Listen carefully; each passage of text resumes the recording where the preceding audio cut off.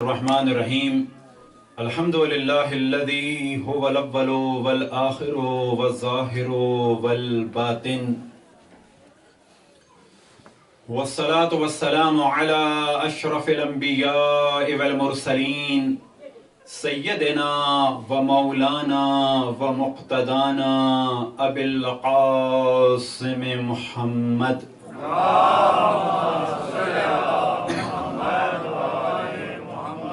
وعلى أهل بيته الطيبين الطاهرين المعصومين سيما بقية الله في الأراضين مهدي المنتظر أرواحنا وأرواح العالمين لتراب مقدمه الفداء ولعنة الله على آدائهم ومنكر فضائلهم وغاصب حقوقهم إلى قيام يوم الدين. وقال الله تعالى وهو أصدق القائلين قل لا أسألكم عليه أجرا إلا المودة في القربى. وقال الإمام الحسين عليه الصلاة والسلام إني لم أخرج أشرا ولا بطرا ولا مفسدا ولا ظالما إنما خرجت لطلب إصلاح في أمة جدي رسول الله أريد أن آمر بالمعروف وأنهى عن المنكر وأسير بسيرة جدي رسول الله وأبي علي بن أبي طالب صلوات.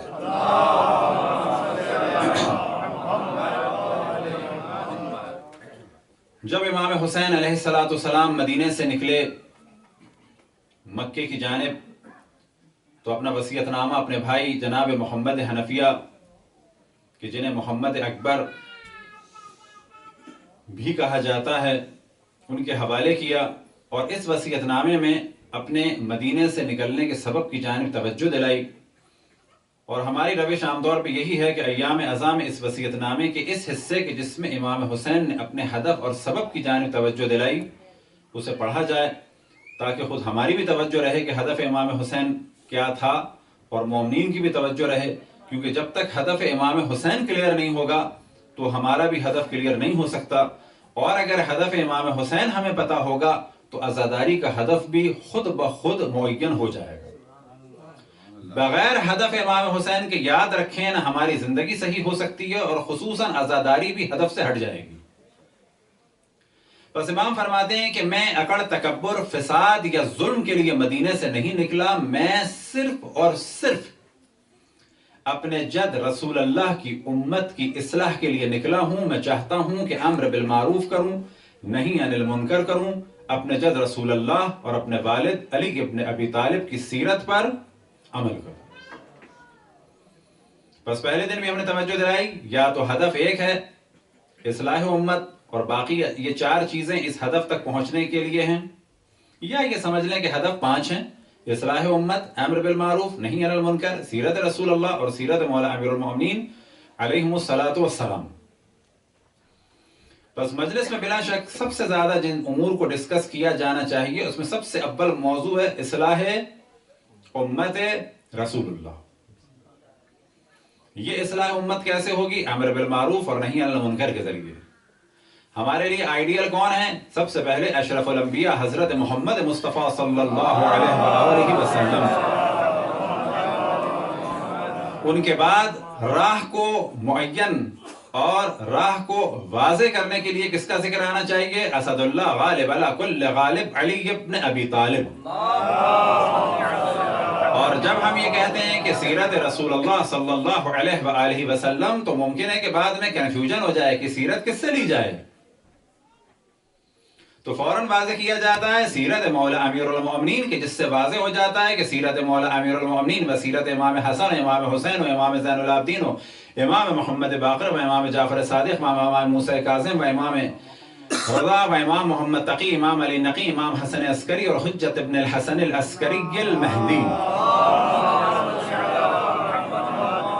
بس اگر ہم نے کہا سیرت رسول اللہ صلی اللہ علیہ وآلہ وسلم تو موضوع ممکن ہے کلیئر نہ ہو، لیکن جب ہم نے واضح بیان کیا کہ جس طرح سے مولا امام حسین نے اپنے خطبے میں فرمایا سیرت رسول اللہ و سیرت ابی، تو اس سے واضح ہو گیا کہ ہمیں اس دین پر چلنا ہے، وہاں سے تعلیمات لینی ہے کس سے؟ یعنی اہل بیت علیہم الصلوۃ والسلام سے۔ کل ہم نے مختصر سی ڈیفینیشن بیان کی شیعت کی، کہ شیعہ وہ ہیں کہ جو بعد رسول اللہ صلی اللہ علیہ وآلہ وسلم قرآن اور سنت رسول اللہ صلی اللہ علیہ وآلہ وسلم کو لیتے ہیں کس سے؟ مولا امیر المؤمنین سے۔ بس اگر ہم دین اہل بیت سے لیں، خصوصاً مولا امیر المؤمنین سے لیں، تو ہم تو کافر ہو گئے۔ یہ کون سا انصاف ہے؟ جناب ابو ہریرہ سے کہ جو خیبر میں مسلمان ہوئے ان سے دین لیا جائے تو مسلمان انسان، ہم تو کہتے ہیں واقعا مسلمان ہیں جو بھی ان سے دین لے، ہم تمام اہل سنت تو کہتے ہیں مسلمان ہیں، بوری مسلمان ہیں، آغا خانی مسلمان ہیں، سنی مسلمان ہیں، دیوبندی مسلمان ہیں، بریلوی مسلمان ہیں، اہل حدیث مسلمان ہیں۔ عمان میں ایک فرقہ ہے جس کو عام طور پہ آپ لوگ بھی نہیں جانتے ہوں گے، اباضی مسلمان ہیں۔ لبنان میں دروز ہیں، شام میں دروز ہیں، مسلمان ہیں وہ۔ شام میں جنہیں عام طور پر کہہ دیا جاتا ہے علوی، جبکہ وہ حقیقتاً شیعہ ہیں وہ لوگ۔ یہ خود ایک تفصیلی بحث ہے کہ جب صلاح الدین ایوبی وہاں پر مسلط ہوا، اسی طرح سے دشمن جب وہاں پر مسلط ہوئے تو بعض شیعوں کو بالکل آئسولیٹ کر دیا اور کہا کہ اگر تم اپنے آپ کو شیعہ کہو گے تو قتل ہوگے، اپنے آپ کو نصیری کہو گے تو بچو گے۔ بس یاد رکھیں وہ نصیری نہیں ہیں، یہ لقب نصیری انہیں گالی کے طور پہ دیا گیا ہے۔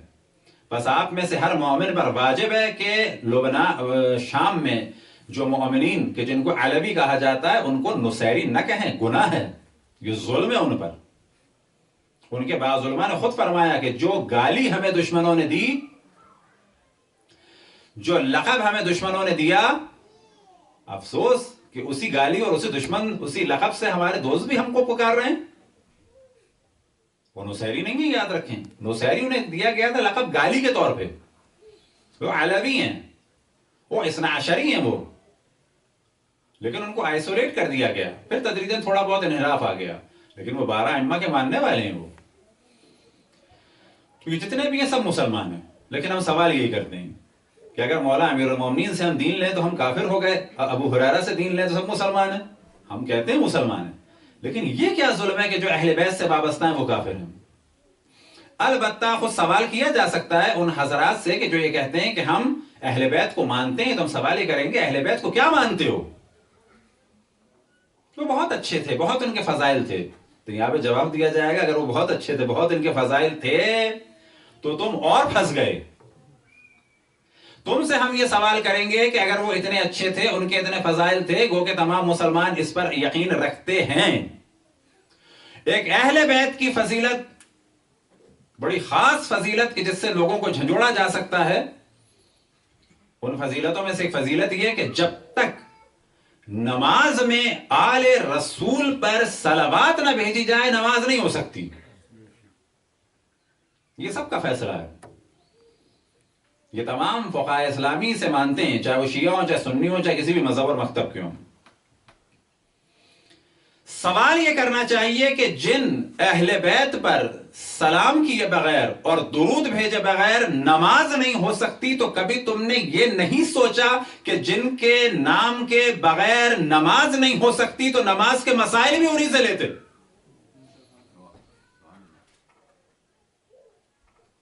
یہ کیا ہوا کہ جن پر صلوات بھیجے بغیر نماز نہیں ہو سکتی، کبھی یہ نہیں سوچا کہ نماز بھی ان سے ہی لیتے؟ ہماری یہی خطا ہے کہ جن پر ہم نماز میں درود بھیجتے ہیں نماز کے مسائل بھی ان سے لیتے ہیں۔ صلوات پڑھیں پر محمد و آل محمد۔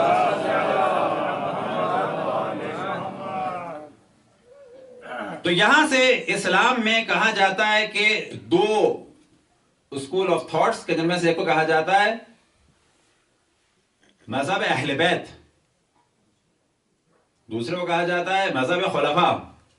مذہب اہل بیت سے کیا مراد؟ وہ گروہ، وہ طبقہ کہ جنہوں نے دین لیا اہل بیت سے۔ تمام مسلمان اس پر متفق ہیں کہ سب سے بلند مقام مسلمانوں میں کس کا ہے؟ اہل بیت کا۔ اگر ہم نے سب سے بلند مقام پر فائز افراد سے دین لیا تو ہم کافر کیسے ہو گئے؟ تمام مسلمانوں کو چاہیے کہ دین اہل بیت سے لیں، یہ کوئی شرم کی بات نہیں ہے، کوئی تعصب کی بات نہیں، کوئی نفرت کی بات نہیں ہے۔ تاریخ کو دیکھیں، قرآن کو دیکھیں، سب سے بڑھ کر احادیث کو دیکھیں، سب سے زیادہ فضائل کس کے ہیں؟ اہل بیت کے۔ بس عقل یہ کہتی ہے کہ دین کس سے لیا جائے؟ اہل بیت سے۔ دین اہل بیت سے لیا جائے۔ ایک روایت کہ جو عبداللہ ابن امام حنبل، اور خود یہ روایت نقل ہوئی عبداللہ ابن عمر، کہ جب یہ بات کی جاتی تھی کہ صحابہ میں افضل کون ہیں، عبداللہ ابن احمد ابن حنبل فرماتے ہیں، مناقب احمد ابن حنبل میں ایک کتاب ہے امام احمد ابن حنبل کی، مناقب اہل بیت، اس میں ہے یہ، اس میں بھی یہ روایت ہے۔ تو وہ یہ فرماتے ہیں کہ میں نے اپنے والد سے پوچھا کہ اصحاب میں افضل کون ہیں؟ البتہ یہ ان کا نظریہ ہے۔ کس کا؟ خود ان کا نظریہ، کوئی نظریہ رسول اللہ نہیں ہے یہ۔ وہ فرماتے ہیں کہ اصحاب میں سب سے افضل ہیں حضرت ابو بکر کا، ثم عمر، حضرت عمر کا، ثم پھر حضرت عثمان، پھر وہ خاموش ہو گئے۔ کون؟ امام احمد ابن حنبل۔ یہ فرماتے ہیں کہ پھر میں نے کہا فَأَيْنَ علی ابن ابی طالب؟ علی ابن ابی طالب کہاں گئے؟ کوئی نام وام نہیں لیا ان کا۔ تو وہ جواب میں کہتے ہیں ہوا من اہل البیت لا یقاس بہ احدا، علی ابن ابی طالب اہل بیت میں سے ہیں اور ان کا کسی سے کوئی مقایسہ اور مقابلہ نہیں ہے۔ یہ مسلم چیز ہے، اہل بیت کا کسی سے کوئی مقابلہ اور مقایسہ نہیں ہے۔ اہل بیت افضل ہے بلا شک، اور ان میں خصوصاً مولا امیر المؤمنین اسد اللہ غالب علی کل غالب، صدیق الاکبر، فاروق هذا الامت، یعصوب الدین، امیر المؤمنین علی ابن ابی طالب کا مقام سب سے بلند ہے۔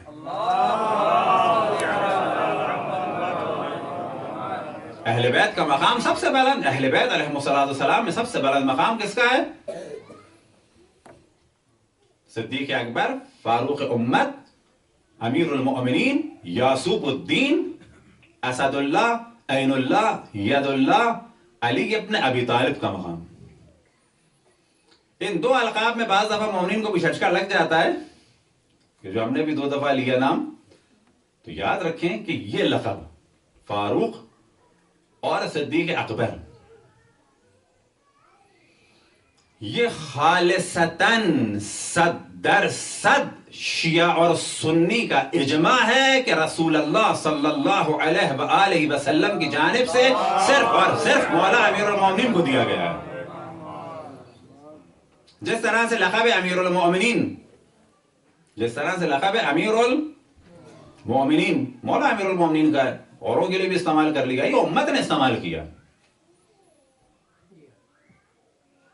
اور لفظ مولا امیر المومنین، لقب مولا امیر المومنین یاد رکھیں اتنا مخصوص ہے ذات مقدس مولا امیر المومنین کے لیے، حتیٰ انشاءاللہ کہ خدا ہم سب کو توفیق عطا فرمائے کہ جب امام زمان علیہ السلام کا ظہور اور ان کی خدمت اقدس میں ہو، کہ خدا ہم سب کو ان کی قدم بوسی کی اور ان کے قدموں کی خاک پر قربان ہونے کی توفیق عطا فرمائے، تو اس وقت بھی ان کو بھی امیر المومنین کہہ سکتے ہیں؟ نہ، مخصوص مولا امیر المومنین کے لیے۔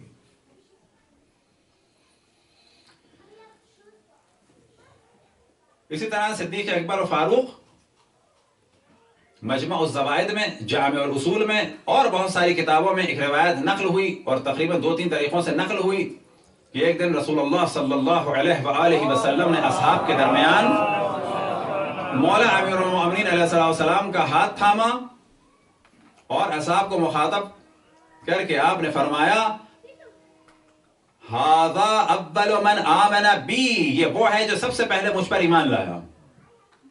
البتہ جب یہ کہا جاتا ہے ایمان لانا تو اس جانب توجہ رہے کہ ایمان لانا چند اعتبار سے تصور کیا جا سکتا ہے۔ مثال کے طور پہ وہ شخص جو بت پرست تھا، اس کے لیے جب کہا جائے گا ایمان لانا تو کہا جائے گا کافر سے مسلمان ہوا۔ اسی طرح سے حضرت ابو طالب کے لیے یا حضرت عباس ابن عبد المطلب کے لیے یا حضرت خدیجہ کے لیے یا حضرت فاطمہ بنت اسد کے لیے یا بنی ہاشم کے یہ چند مخصوص افراد جنہیں میں مولا امیر المؤمنین خود سر فہرست ہیں، جب ان کے لیے کہا جائے گا ایمان لانا تو اس کے معنی یہ نہیں ہے کفر سے اسلام میں آئے، بلکہ اس کے معنی یہ ہے کہ دین حنیف سے دین محمدی میں آئے. یعنی کل تک شریعت حضرت ابراہیم علیہ السلام کو مانتے تھے، جیسے ہی رسول اللہ صلی اللہ علیہ وآلہ وسلم نے فرمایا کہ میں اللہ کی جانب سے نبی ہوں، انہوں نے فرمایا صدقتا، صحیح کہہ رہے ہیں آپ، یہ ہے ایمان. بس جب کہا جائے مولا امیر المومنین ایمان لائے تو یہ جملہ بالکل صحیح ہے. ہمارے بعض لوگ کہتے ہیں کہ یہ نہیں کہنا چاہیے، نہیں، جملہ بالکل صحیح ہے یہ، لیکن ایمان لانے کا معیار الگ الگ ہے. ایمان لانے کا معیار الگ الگ ہے. بس مولا امیر المومنین کے بارے میں کیا فرمایا اشرف الانبیاء نے؟ ھذا اول من آمن بی، یہ وہ ہے جو سب سے پہلے مجھ پر ایمان لایا. اول من یصافحنی یوم القیامہ، یہ وہ ہے جو یوم القیامت میں سب سے پہلے مجھ سے مصافحہ کرے گا. ھذا صدیق الاکبر، یہ ہے صدیق الاکبر. وفاروق هذا الامت، فاروق هذه الامت، اور یہ ہے اس امت کا فاروق. بہی یفرق بین الحق والباطل، اس کے ذریعے بہی یفرق بین الحق والباطل، اس کے ذریعے سے حق اور باطل میں تمیز ہوتی ہے. ھذا یاسوب المؤمنین، اور یہ معصوم، یہ مومنین کی پناہ گاہ ہے. لیکن افسوس کہ تاریخ میں اتنی شدت تھی اور ہم لوگ اتنے پس گئے کہ بعض القاب کا بھی ہم دفاع نہ کر پائے. وہ کہ بہترین دفاع کیا ہے ہم لوگوں نے، پیس دیا تھا. ایک واقعے کی جانب توجہ دلاتے ہیں، اس کا ہم ذکر اسی وجہ سے کرتے ہیں کہ تدریجاً ہمارے کلچر میں بہت ساری چیزوں کو، یعنی کلچر سے مراد ہے لوگوں کو معلوم ہونا چاہیے. کربلا کے ناموں میں سے ایک نام ہے طف، توئے فے. کربلا بھی ہے طف، توئے فے. لہذا امام حسین علیہ السلام کو کہا جاتا ہے، بعض کتابیں بھی اس عنوان کی ہیں، حسین ابن علی شہید الطف، شہید الطف. اب یہ طف پہ ہم زیادہ توجہ دلا رہے ہیں، توئے فے طف. تاریخ میں آپ کو ایک اور نام ملے گا، حسین ابن علی شہید الفخ، فیخ. یہ کون ہے؟ حسین ابن علی شہید الطف، حسین ابن علی شہید الفخ. اب کیونکہ ہم واقعات کربلا کو بیان کر رہے ہیں تو امام علی نقی علیہ السلام نے ارشاد فرمایا. اب یہ فخ اور طف پہ جو ہم نے توجہ دی، اس سے کلیئر ہوگا کہ روایت میں امام کیا فرمانا چاہتے ہیں. امام فرماتے ہیں لم یکن لنا بعد الطف مسرع اعظم من الفخ، کہ ہم اہل بیت کا مقتل یعنی قتل عام طف کے بعد سب سے بڑا جو ہوا وہ فخ میں ہوا. بلکہ اور کلیئر کہا جائے بالکل جملات کے حساب سے کہ ہم اہل بیت کا قتل عام طف کے بعد فخ سے زیادہ بڑا نہیں ہوا. طف کیا واقعہ ہے؟ واقعہ کربلا. لہذا محرم میں اس کی جانب توجہ دلاتے ہیں کیونکہ مومنین اس واقعے کو بالکل نہیں جانتے. لیکن امام کیا فرماتے ہیں کہ فخ سے بڑا واقعہ، فخ سے بڑا قتل عام طف کے بعد ہمارا کوئی نہیں ہوا. یہ اس کے بعد فوراً ایک بڑا قتل عام تھا. یہ کب ہوا تھا؟ تو امام حسین کیا ہیں؟ حسین ابن علی ابن ابی طالب. یہ جو حسین ہے یہ کون سے حسین ہے؟ حسین ابن علی ابن حسن ابن حسن ابن حسن ابن علی ابن ابی طالب. یا اور واضح کہا جائے حسین ابن علی ابن حسن المثلث ابن حسن المثنى ابن حسن المجتبی ابن علی ابن ابی طالب. یعنی مولا امیر المومنین کے فرزند امام حسن، امام حسن کے فرزند حسن مثنی، حسن مثنی کے فرزند حسن مثلث، حسن مثلث کے فرزند علی، علی کے فرزند حسین. 169 ہجری میں ہادی عباسی ملعون لعنت اللہ علیہ کے زمانے میں ان لوگوں نے اہل بیت کے دفاع کے لیے قیام کیا. ذی الحج کے مہینے میں انہوں نے قیام کیا، فوجوں نے ان پر حملہ کیا اور 300 افراد تھے کہ جن میں سے کچھ چلے گئے، کچھ کو اسیر کر لیا. 100 افراد کو قتل کیا. 100 افراد کے سروں کو لا کے مدینے میں رکھا اور سروں کے پاس سے، سروں کے درمیان سے امام موسیٰ کاظم علیہ السلام کو گزارا گیا. 100 سر کہ جس پر امام موسیٰ کاظم علیہ السلام نے ارشاد فرمایا واللہ مضى مسلما قواما صواما آمرا بالمعروف ناہیا عن المنکر. واللہ یہ مسلمان مرا، یہ کثرت سے نماز پڑھنے والا تھا، یہ کثرت سے روزے رکھنے والا تھا، یہ کثرت سے امر بالمعروف کرنے والا تھا، یہ کثرت سے نہی عن المنکر کرنے والا تھا. وما کانا فی اہلہ وما کانا فی اہلہ مثلہ، اور اس نسل امام حسین میں اس جیسا کوئی نہیں تھا. نسل امام حسن میں معذرت. یہ ایک شدید واقعہ تھا واقعہ کربلا کے بعد کہ اکٹھے 100 آدمی دوبارہ قتل ہوئے تھے، الگ الگ وہ تو ہوتے رہے. تو امام فرماتے ہیں لم یکن لنا بعد الطف مسرع اعظم من الفخ.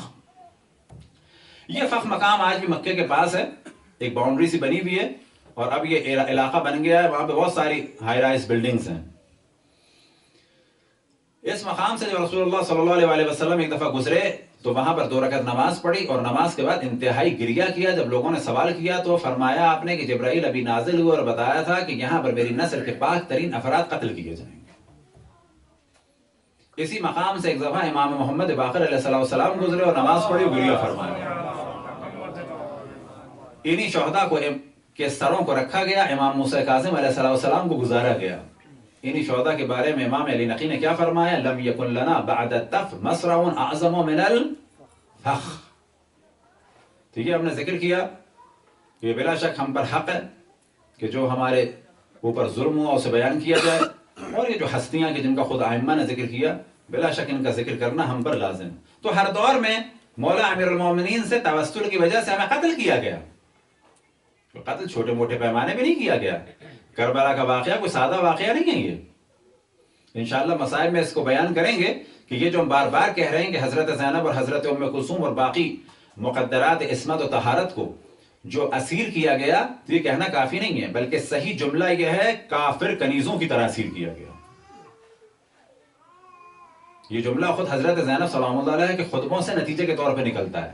یہی جملہ تقریباً نکلتا ہے حضرت فاطمہ بنت حسین کے خطبوں سے کہ ہمیں اسیر کیا ہے جیسے ترک و دیلم اور کابل کی کنیزوں کی طرح. پھر ایک اہم ترین مصیبت نازل ہوئی تھی یزید کے دربار میں، تو وہاں پر بھی اس جانب توجہ ہے.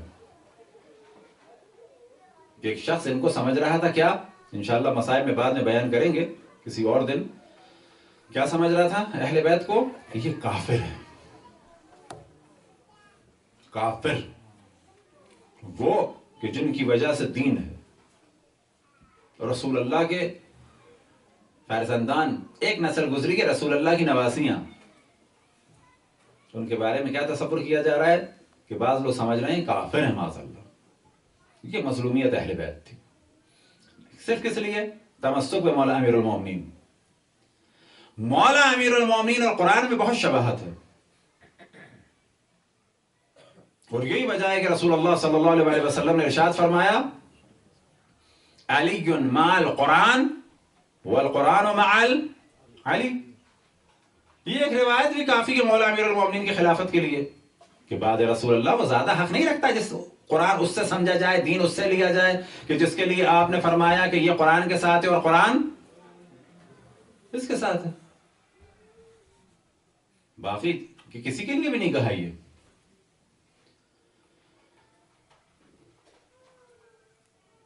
تو مولا امیر المومنین پر ظلم ہوا کس وجہ سے؟ ایک خاص نظریہ جس کو ہم بیان کرتے ہیں، ہم نے پہلے دن بھی شاید بیان کیا کہ اگر سوال کیا جائے کہ یہ دشمن مولا امیر المومنین کے دشمن تھے تو صحیح جواب ہے کہ نہ، اصل میں یہ دشمن تھے رسول اللہ کے، اور یہ چاہتے تھے دین برباد کریں۔ دین برباد کرنے کے لیے، اپنے مشن تک پہنچنے کے لیے ان پر لازم تھا کہ جو دین کے گرد قلعہ ہے امامت کا، پہلے اس پہ حملہ کریں۔ تو در حقیقت یہ دشمن تھے رسول اللہ صلی اللہ علیہ وآلہ وسلم کے، اور اس دلیل کے لیے ان کی کتابوں میں اگر آپ جائیں تو جتنی توہین رسول اللہ صلی اللہ علیہ وآلہ وسلم کی ہے اتنی مولا امیر المومنین کی نہیں ہے۔ مولا امیر المومنین کو فقط قتل کیا، ان کی آل پر ظلم کیا، لیکن جتنی گندی داستانیں اور عجیب و غریب باتیں اور عجیب و غریب روایتیں رسول اللہ صلی اللہ علیہ وآلہ وسلم کے بارے میں ان کتابوں میں ملتی ہیں، اتنی ان کے لیے نہیں ملتی۔ لہٰذا اصل ہدف رسول اللہ تھے، اصل ہدف رسول اللہ تھے۔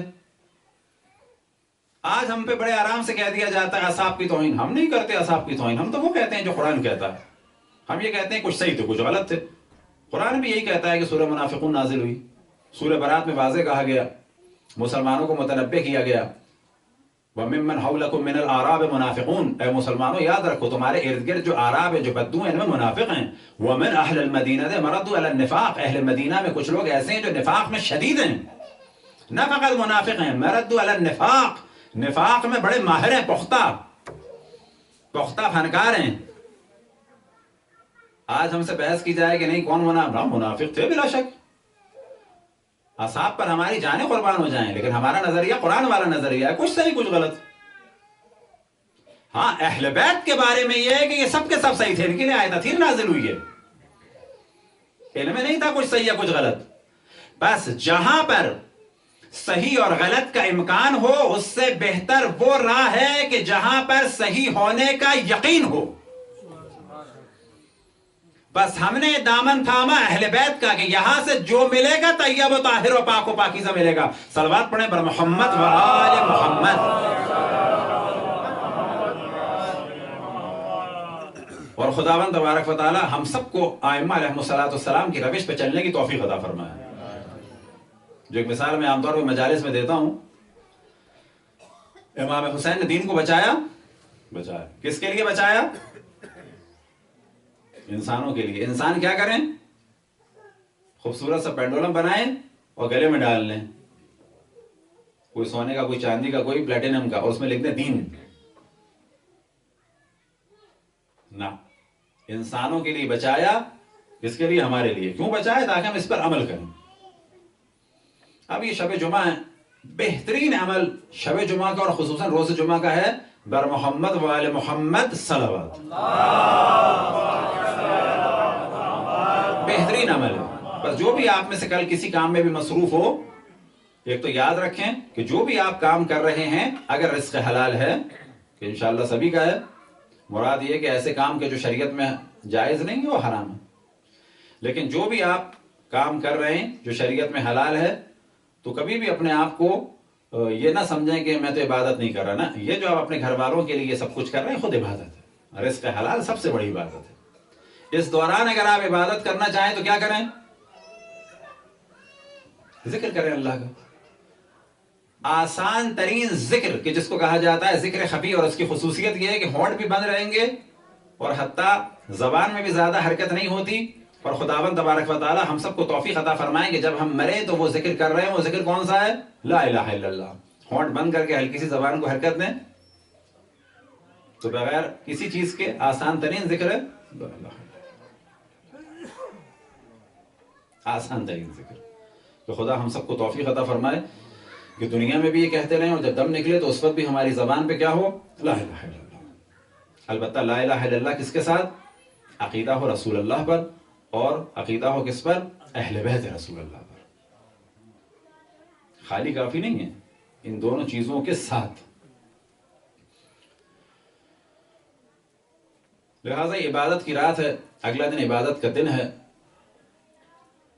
ایک روایت کچھ دن پہلے بھی پڑھی گئی کہ مولا امیر المومنین فرماتے ہیں وَمَا رَأَيْتُ وما رأيت شيئا إلا ورأيت الله قبله وبعده ومعه، میں نے کوئی چیز نہیں دیکھی مگر یہ کہ اس سے پہلے خدا کو دیکھا، اس کے بعد خدا کو دیکھا، اور اس کے ساتھ خدا کو دیکھا.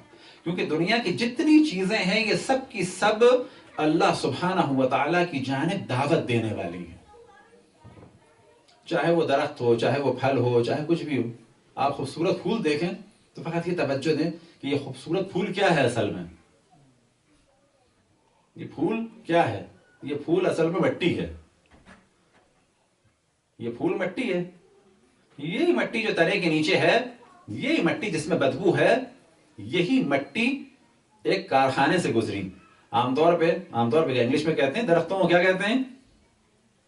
پلانٹ. باخن درخت جو ایک پلانٹ ہے، بہت اچھا پلانٹ ہے. یہاں سے اس را میٹیریل کو ایسے گزارتا ہے جڑوں سے، تنے سے لے کے شاخوں میں، شاخوں سے لے کر جو ہے وہ، تو کبھی یہ پلانٹ ایک خاص قسم کا ہوتا ہے تو اس مٹی کو سیب بناتا ہے. یہ پلانٹ کبھی خاص قسم کا ہوتا ہے، انگور بناتا ہے. یہ کبھی اس مٹی کو شکل بدل کے کیا بناتا ہے؟ پھول بناتا ہے. کبھی اس سے موسمی کی خوشبو نکلتی ہے، تو کبھی اس سے کسی اور پھل کی خوشبو نکلتی ہے. یہی بدبو خوشبو میں بدلتی ہے، یہی مٹی پھل اور پھول میں بدلتی ہے. یہ سارا نظام کس کا ہے؟ اللہ کا ہے. مومنین کی یہی کیفیت ہونی چاہیے. انگور کو بھی دیکھیں، ایک تو شکر ادا کرے گی، یا اللہ تیرا شکر ہے کہ تو نے ہمیں انگور دیے. البتہ خود آپ کو بعض دفعہ ہنسی آئے گی، کیونکہ خود ہمیں جو ہے وہ کبھی کبھی گلا خراب ہو جاتا ہے، اور یہاں آنے کے بعد بھی ہمارا ہم و غم یہی تھا کہ جلدی سے فلو نہ ہو جائے، کیونکہ بڑی جلدی ہوتا ہے ہمیں.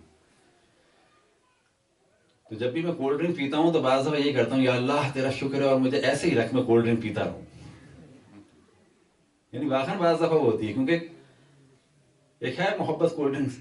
ہمیشہ یا اللہ تیرا شکر ہے کہ تجھے کولڈ ڈرنک دی، اور کولڈ ڈرنک ایسی پلاتا ہی رہے، بس یہ شوگر وغیرہ سے محفوظ رکھ. یعنی ہر چیز میں اللہ یاد آنا چاہیے کہ ہم ایسے نہیں ہیں قطعاً، لیکن ہونا ہمیں ایسے ہی چاہیے. اللہ کی معرفت کے لیے مثال ہم نے ابھی پہلی مجلس میں بھی دی تھی، اور یہ والی مثال واقعاً خود مجھے بھی بہت اچھی لگتی ہے. اور جب اپنے آپ کو بھی ملامت کرنی ہوتی ہے تو میں یہی سوچ کے کرتا ہوں ملامت، کہ جب ہم اللہ کی مخالفت کرتے ہیں تو یاد رکھیں ہم مخالفت کر رہے ہیں اللہ کی. اللہ کی معرفت کے لیے دنیا کے جتنے بھی سبجیکٹ ہیں، چاہے وہ بایولوجی ہو، باٹنی ہو، تو یہ سب بہت اہم ہیں. البتہ خود جو مجھے بہت زیادہ پسند ہے، اول تو خود میری روش یہ ہے، کسی مالی کے پاس بیٹھوں تو بھی یہ سوچ کے بیٹھتا ہوں کہ اس سے فائدہ ملنا ہے. کسی کے پاس بھی آپ بیٹھیں فائدہ ضرور ملتا ہے، لیکن خصوصاً وہ لوگ جو کسی چیز سے وابستہ ہیں، چاہے وہ درخت سے وابستہ ہو، درخت چاہے وہ پھول کا ہو، چاہے وہ پھل کا ہو، چاہے وہ جانوروں سے وابستہ ہو، تو یاد رکھیں کہ اللہ کی معرفت کے لیے وہاں سے بہت چیزیں ملتی ہیں. بینکر کے سے بھی معلومات ملتی ہے، لیکن بینکر کی معلومات جو ہے وہ خاص ہے سسٹم وغیرہ سے. مینجمنٹ والوں سے بھی معلومات ملتی ہے، لیکن بایولوجی ہو، جیولوجی ہو، اپنا باٹنی ہو، اور خصوصاً جیولوجی، اس میں بہت معلومات ملتی ہے. یعنی خود ہماری روش یہ کسی پہاڑ کے پاس سے، کسی سرنگ کے پاس سے گزرتے ہیں تو ہمیشہ میں زمین کی لیئر کو دیکھتا ہوں ایسے ایسے کر کے. مجھے بہت اچھا لگتا ہے لیئرز کو دیکھنا، ماربل کو دیکھنا. پاکستان میں ایک اسٹون ہے جو بلوچستان میں نکل رہا ہے، جس کو کہتے ہیں فاسلز اسٹون. اس میں چھوٹے چھوٹے فاسلز ہوتے ہیں. یعنی عموماً میں گھر میں بیٹھ کے بھی زمین کے فرش کو ایسے دیکھ رہا ہوتا ہوں. لیکن ان تمام موضوعات میں سے یاد رکھیں سب سے زیادہ معرفت خداوند تبارک و تعالیٰ کا موضوع، کہ جس کے بعد انسان خود بخود سر کو جھکا دیتا ہے، اور سر کو فزیکلی نہ جھکائے تو خود بخود وہ جھک جاتا ہے اللہ کے سامنے. وہ موضوع ہے کیا؟ ایسٹرونومی. ایسٹرولوجی الگ ہے، وہ الگ موضوع ہے. نومی کی بات ہو رہی ہے. لہذا زمین، یہ زمین ہے، کتنی بڑی زمین ہے. اتنی بڑی زمین ہے کہ بعض علاقوں سے یہاں سے اگر آسٹریلیا جائیں، یا یہاں سے خود پاکستان کتنے گھنٹے، 14-15 گھنٹے کی فلائٹ ہے. البتہ اگر جہاز تیز ہو، کوئی اگر سلو ہے تو اور بھی بڑھ جائے گی. زمین کتنی بڑی ہے، یعنی کروڑوں سال زمین کو ہو گئے، لیکن اب تک اکثر زمین ایسی ہے جہاں پر انسان آباد نہیں ہوئے ہیں، خالی ہے.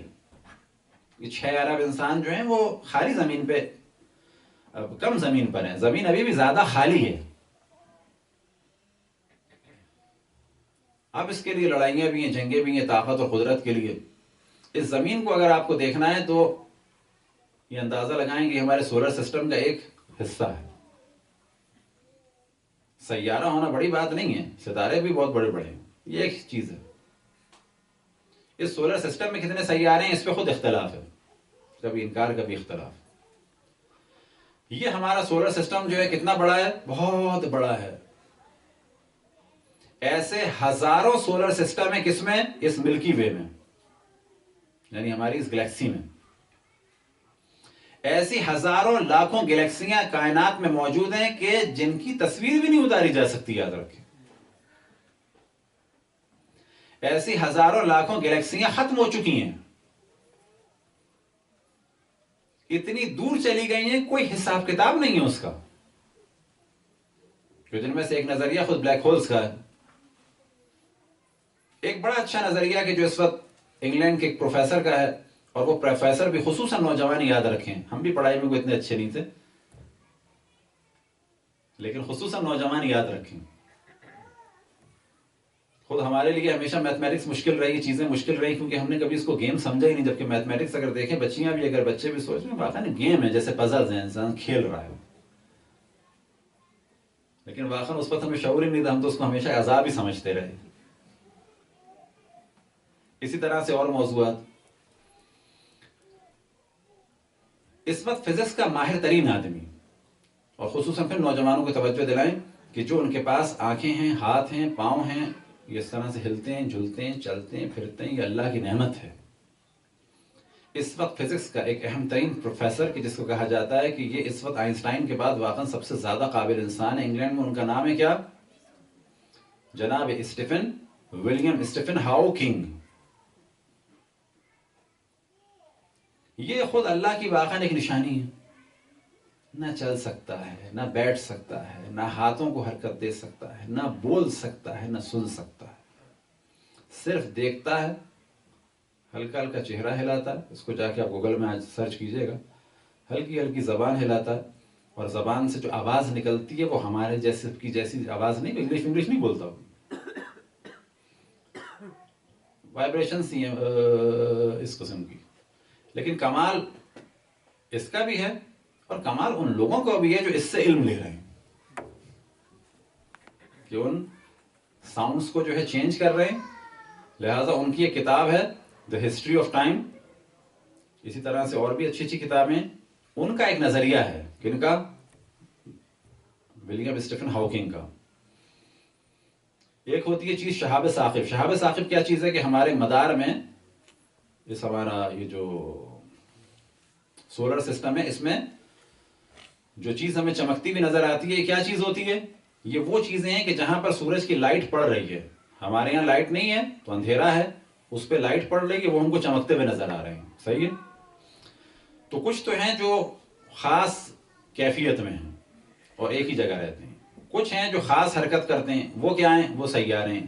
کچھ ہیں بڑے بڑے پتھر، بڑی بڑی چٹانیں ہیں، جنہیں کہا جاتا ہے کیا؟ شہاب ثاقب، کہ کبھی تاریک رات میں ایسا لگتا ہے جیسے ایک چیز ستارہ آ کے گرا، وہ ستارہ وتارہ نہیں گرتا، اس کو کورفن کہا جاتا ہے، ستارہ ٹوٹنا۔ وہ ایک پتھر ہے جو ایسے گزرا، جہاں سے گزرا تو وہاں پر لائٹ پڑی، اور جیسے ہی لائٹ کے علاقے سے ہٹا تو ہمیں نظر آنا بند ہو گیا ہے، لیکن گرا میرا نہیں ہے وہ فی الحال، بعض دفعہ گرتے بھی ہیں۔ ایک تو ہوتا ہے شہاب ثاقب۔ ولیم اسٹیفن ہاکنگ کا ایک نظریہ ہے کہ جس کو شاید بعد میں کچھ اس پر ڈسکشن بھی ہو رہا ہے، وہ آپ میں سے کوئی دیکھے تو اچھا ہے، ہمیں کل بتائے۔ وہ ہے سپر نووا۔ وہ کیا ہے سپر نووا کا موضوع؟ کہ کچھ تو یہ جو ایسے لائٹ نظر آتی ہے شہاب ثاقب میں، اور کچھ کیا ہے وہ ستارے تھے جو لاکھوں سال پہلے ختم ہو گئے، جیسے سورج بھی ستارہ ہے۔ یہ وہ ستارے تھے جو لاکھوں سال، کروڑوں سال پہلے ختم، لاکھوں بھی نہیں، کروڑوں اربوں سال پہلے ختم ہو گئے، ان کی لائٹ آج پہنچی ہے۔ یہ بہت پہلے ختم ہو گئے تھے، جس وقت تھے تو وہ اس کی لائٹ تھی، پھر یہ ختم ہو گئے، لائٹ چل رہی ہے، لائٹ اب پہنچی ہے۔ یہ لائٹ کب پہنچی ہے؟ لاکھوں کروڑوں اربوں کھربوں نوری سال کے بعد پہنچی ہے۔ اب آپ تصور کریں کائنات کتنی وسیع ہے۔ یہ بڑے آرام سے ہم کہتے ہیں نوری سال نوری سال. نوری سال واقعا خود ایک اللہ کی نشانیوں میں سے ایک نشانی ہے. آپ شاید بھول رہے ہیں آزاداری کے لیے کٹھے ہوئے. اب یہ یاد رہے کہ اس سے پتہ چلتا ہے کہ اللہ کی معرفت کیا ہے. یہ اللہ کی معرفت کا ذکر ہو رہا ہے تاکہ ہم اللہ کے سامنے جھکیں. یہ سارے علوم امام جعفر صادق علیہ الصلوۃ والسلام یہ ڈسکس کرتے تھے جو آج ہم ذکر کرتے ہیں جابر بن حیان کا. معذرت آپ کو جواب دینا پڑ رہا ہے. بڑے جابر بن حیان سے امام ایسے ہی گفتگو کرتے تھے. ہر وقت جو ہے فضائل و مسائب و طہارت و نجاست و نماز وطر و شفاعی بیان کرتے تھے. تو یہ ساری وہ چیزیں ہیں کہ جن سے اللہ کی معرفت ہوتی ہے. یاد رکھیں اللہ کی معرفت ہوتی ہے سب سے زیادہ. اور ایک مومن کی ذمہ داری یہ ہے کہ اس طرح سے معرفت رکھے. معرفت کے لیے جو بھی طریقے ہیں جو بھی راستے ہیں وہ سب ایسے ہیں جو اللہ تک پہنچائیں. صلوات پڑھیں بر محمد و آل محمد.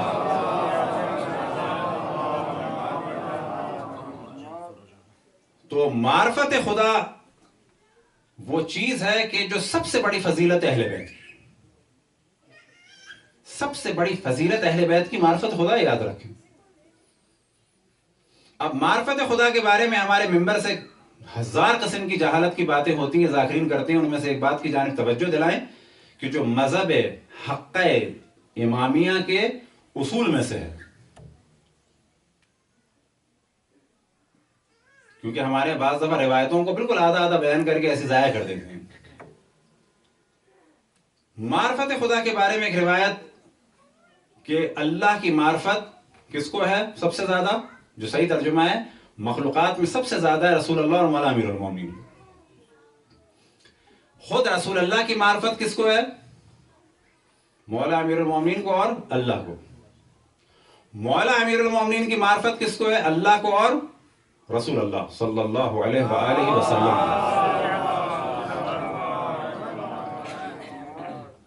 لیکن یہاں پر یاد رکھیں کہ اللہ کی مکمل معرفت کا ہمارے یہاں کوئی اقرار نہیں کرتا, بلکہ صحیح کیا ہے نظریہ ہے کہ اللہ کی معرفت سب سے زیادہ مخلوقات میں رسول اللہ صلی اللہ علیہ وآلہ وسلم اور مولا امیر المومنین کو ہے. یہ جو ہمارے یہاں جاہل جوہلا ممبروں پہ سوار ہو کے کہتے ہیں کہ اللہ کی پوری معرفت ہے رسول اللہ کو, ایسا کوئی نظریہ مذہب حق اہل بیت میں نہیں ہے. وجہ کیا ہے؟ وجہ بھی ہے اس کی. یاد رکھیں بعض دفعہ لوگوں کو شوق لگے گا کہ ایسا ہے کہ رسول اللہ کو مکمل معرفت نہیں ہے. کہا جائے گا واقعاً ایسا ہی ہے, یہ مذہب حق اہل بیت کے اصول میں سے ہے. کیونکہ اگر یہ مان لیا جائے کہ رسول اللہ صلی اللہ علیہ وسلم یا مولا امیر المومنین کو جیسا اللہ ہے ویسی مکمل معرفت ہے تو اللہ محدود ہو جائے گا. لہٰذا مذہب حق اہل بیت کے اصول میں سے ایک اصل یہ ہے, یاد رکھیں کتابوں میں اصل ہے, بعض جگہ صفات ثبوتیہ میں اس کو نقل کیا گیا ہے. ہم نے اپنی ویب سائٹ میں بھی اس کو ڈالا ہے. صفات سلبیہ میں سے ایک صفت کیا ہے کہ اللہ کی مکمل معرفت کسی کو بھی نہیں ہو سکتی, وَإِلَّا اللہ محدود ہو جائے گا. بس سوال کیا جائے کہ جو معرفت رسول اللہ صلی اللہ علیہ وسلم اور ائمہ علیہ السلام کو اپنی زندگی میں تھی, کیا اس معرفت میں اضافہ ہو رہا ہے؟ تو جواب دیا جائے گا یہ معرفت بڑھتی رہے گی, بڑھتی رہے گی, بڑھتی رہے گی, بڑھتی رہے گی, بڑھتی رہے گی, اربوں اور کھربوں, اور اس کے بعد بڑھتی رہے گی, بڑھتی رہے گی, بڑھتی رہے گی. اور یہ خود فضیلت انبیاء اور ائمہ میں اضافہ اس زمانے میں اگلی دنیا میں بھی ہوتا رہے گا, ہوتا رہے گا, ہوتا رہے گا, اور یہ کبھی بھی ختم نہیں ہوگا, کیونکہ اللہ محدود نہیں ہے. اللہ محدود نہیں ہے. یہ بہت واضح فرق ہے کہ یاد رکھیں سب سے زیادہ معرفت خدا والا مکتب اگر کوئی ہے تو کون سا آپ جانتے ہیں؟ یہ مذہب حق اہل بیت ہے. وجہ کیا ہے کہ ہمیں معرفت تو سب کچھ مل رہا ہے کس سے؟ اہل بیت سے. یہ واضح فرق ہے, یاد رکھیں. ہماری ایک دعا کہ جس کو ہم فقط بہت ہی سادے الفاظ میں لیتے ہیں, صحیح معنی میں معرفت خدا کے لیے اگر ایک دعا ہم پیش کر دیں تمام ادیان اور مذاہب اس کے آگے جو ہے گر جائیں گے. وہ دعائیں کون سی؟ دعائے جوشن کبیر, کہ 1000 اس میں صفات بیان ہوئی ہیں, 1000 طریقے سے اللہ سبحانہ و تعالیٰ کا ذکر ہوا ہے. یہ فقط پڑھنے کی چیز نہیں ہے بلکہ اس کو دیکھنے کی چیز ہے کہ اللہ کی یہ صفت بھی ہے, اللہ کی یہ صفت بھی ہے, اللہ کی یہ صفت بھی ہے. لیکن یاد رکھیں کہ یہ صفات بھی بڑی محدود ہے اللہ کے مقابلے میں. صلوات پڑھیں بر محمد و آل محمد. اللہ نے خود قرآن مجید میں جگہ جگہ دعوت دی ہے کہ زمین و آسمان پہ تدبر کرو. کیوں؟ معرفت الہی کے لیے. حتیٰ یاد ایک دعوت دی ہے افلا ينظرون الى الابل كيف خلقت. آیا تم نہیں دیکھتے کہ اللہ نے اونٹ کو کیسا خلق کیا ہے؟ تو یہ تدبر کے لیے قرآن نے بھی دعوت دی، انبیاء نے بھی دعوت دی، اور پھر اگلے مرحلے میں ائمہ علیہم السلام نے دعوت دی کہ زمین و آسمان و خلقت و سیاروں و ستاروں میں و چاند میں و زمین میں اس میں دقت کرو. اور اس کا نتیجہ کیا ہوتا ہے کہ جب انسان دیکھتا ہے جتنا ڈیپلی جاتا ہے کہ وقت آتا ہے کہ اپنے آپ کو ناتوان محسوس کرتا ہے کہ میں اس اللہ سے جنگ کر رہا ہوں، اس اللہ کی مخالفت کر رہا ہوں کہ جو اس کائنات کا مالک ہے. ائمہ کی اصل فضیلت یہی تھی، اور جو ان سے وابستہ ہو گیا اس کو بھی فضیلت ملے گی.